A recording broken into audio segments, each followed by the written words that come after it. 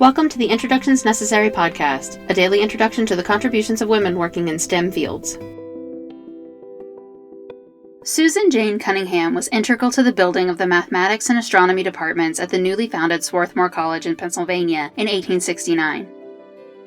Having studied astronomy at Vassar College for a year, she would continue spending her summers refining her knowledge at schools like Harvard University and Newnham College in Cambridge.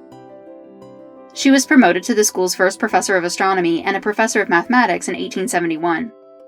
She was awarded an honorary Doctor of Science degree, the first of its type given by Swarthmore in 1888.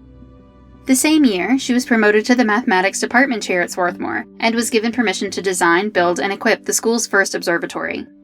It was equipped with a 6-inch equatorial refracting telescope, a sidereal clock, a meantime clock, and a chronometer.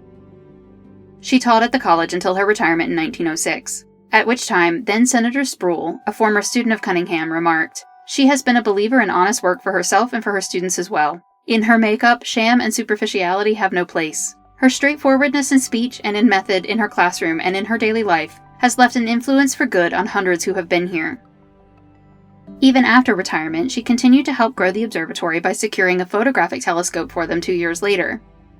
As Swarthmore grew, there was a need for a more modern observatory, which was built and financed by one of her former students. But the Cunningham Observatory remained open for students to use for independent work in astronomy. The photographic telescope was loaned out to the Lowell Observatory and happened to be used to capture the first images of the dwarf planet Pluto. Elected as a member of the New York Mathematical Society, the precursor to the American Mathematical Society, in 1891, she was one of the first 6 women to join the organization. On her death in 1921, she left the Cunningham Observatory to the college, where it remains as Cunningham House, which is the location of the offices for the school arboretum and the off-campus study office.